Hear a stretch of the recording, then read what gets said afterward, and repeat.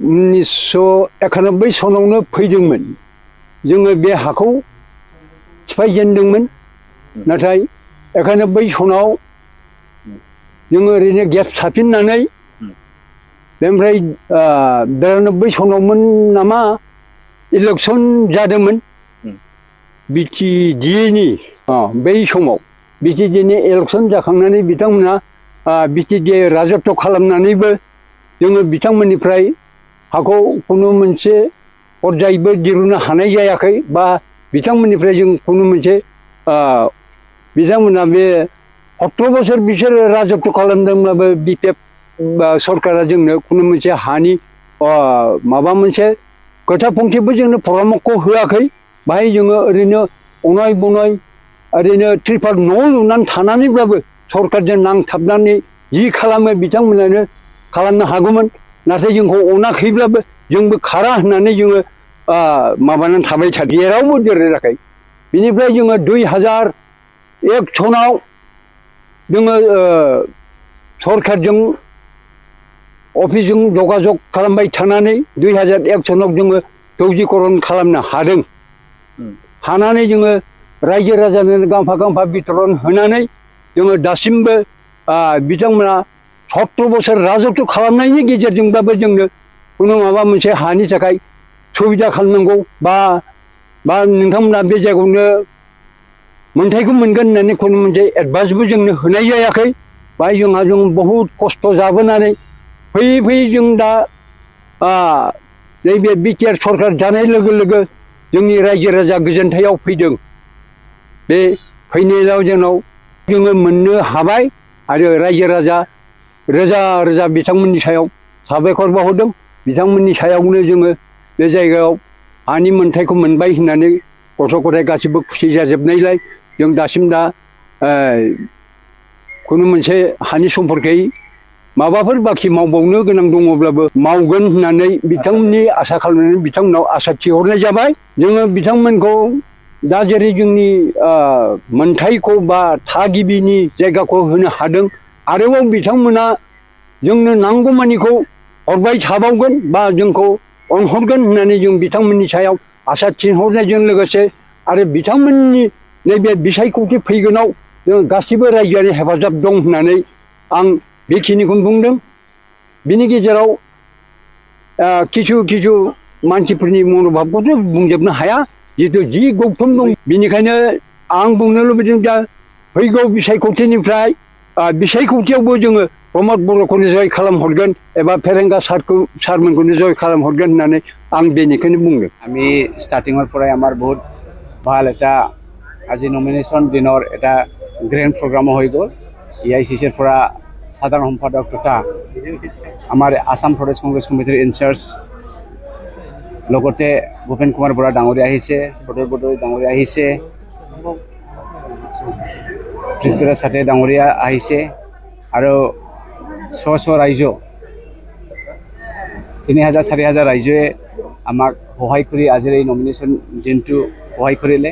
এই গতিকে এইটো এটা ভাল সিগনেল পাইছোঁ আমি যে ৰাইজৰ মৰম আশীৰ্বাদ মোৰ লগত আছে আৰু আজি যে নমিনেশ্যন সাবমিট কৰিলে সবেই ভাল গৈছে আৰু মনত খুব এইটো খুশি লাগিছে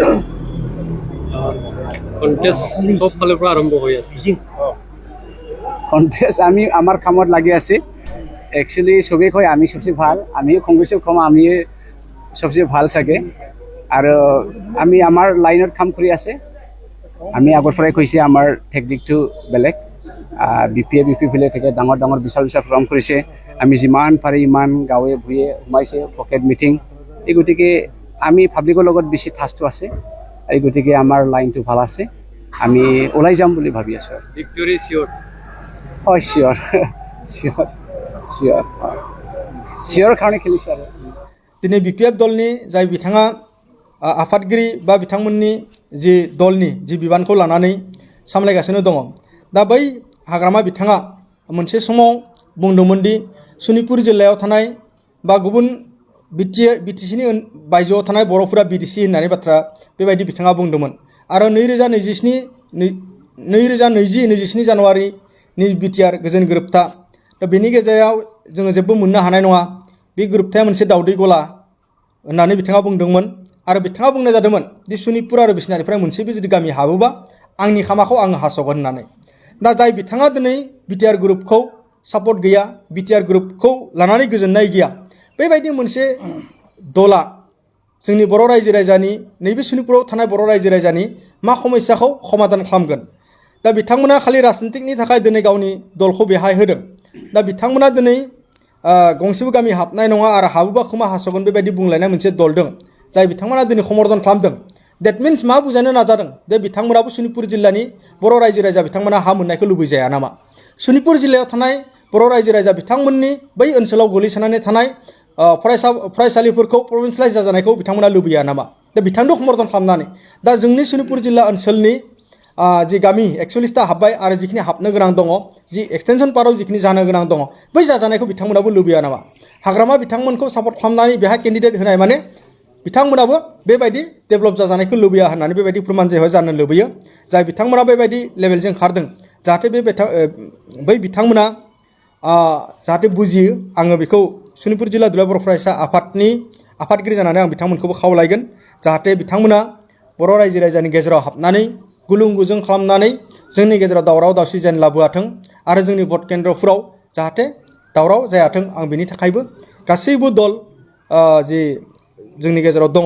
गासैबो जि दलफोर जोंनि गेजेराव दङ दा बिथांमोनखौ आं गासैखौबो खावलायगोन जाहाथे जोंनि गेजेराव बेबायदि दावराव दावसि जायाथों आरो दा बिथाङा कंग्रेसआनो जायाथों मानो CPMआनो जायाथों मानो BPFआनो जायाथों मानो जाहाथे आं बिथांमोनखौ दावराव दावसि लाबोआथों जोंनि गेजेराव आङो बेखौ गासैनिसिम आं खावलायगोन थ' नैबे समाव आङो खुब गोबां बुंनो दङ होननानै आं सानासै सनितपुर जिल्लायाव गोबां समस्या थानायनि थाखाय देग्लायनि सनितपुर जिल्ला दुलाराय बर' फरायसा आफादनिफ्राय जि सनितपुर लकसभा कनस्टिटुवेन्सि बिथां मानगोनां रन्जित दत्त बिथांनोनो बिबारनि सावगारियाव भट होनो थाखाय आङो सनितपुर जिल्लानिफ्राय खावलायनाय जाबाय गोजोन्थों 2014 চনত মোদী ডাঙৰীয়াই আহি ভাৰতৰ প্ৰধানমন্ত্ৰী মোদী ডাঙৰীয়াই আহি ঢেকীয়াজুলিত কৈছিল যে 6 মাহৰ ভিতৰত আদিবাসীসকলক জনজাতিকৰণৰ মৰ্যাদা প্ৰদান কৰা হ'ব কিন্তু আজিলৈকে সেই যি প্ৰধানমন্ত্ৰীয়ে কোৱা কথা সেই কথাখিনি কিন্তু আমি বাস্তৱত দেখিবলৈ নাপালোঁ তেওঁ যিটো প্ৰতিশ্ৰুতি দিছিল সেই প্ৰতিশ্ৰুতিয়ে থাকি গ'ল গতিকে আমাক সেইটো প্ৰবঞ্চনা কৰিছে কাৰণ তেখেতে বুজি পাইছে যে আদিবাসী সকলক কথা ক'লে তেওঁলোকে ভুল যাব কিন্তু আজি আমি বুজি পাইছোঁ যে বিজেপিৰ যি